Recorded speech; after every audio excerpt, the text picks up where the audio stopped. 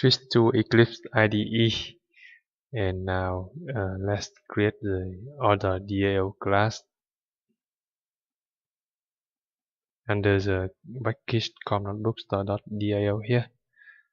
OrderDAO, and its super interface is generic DAO.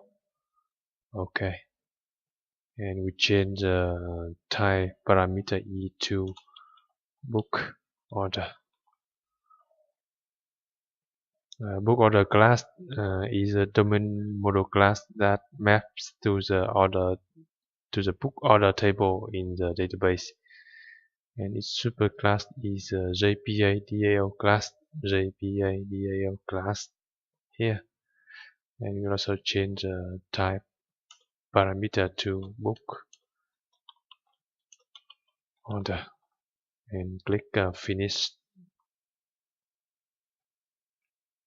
and here we go.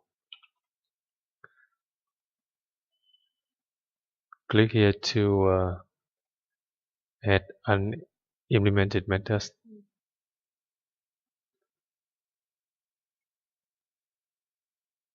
Import the book order class.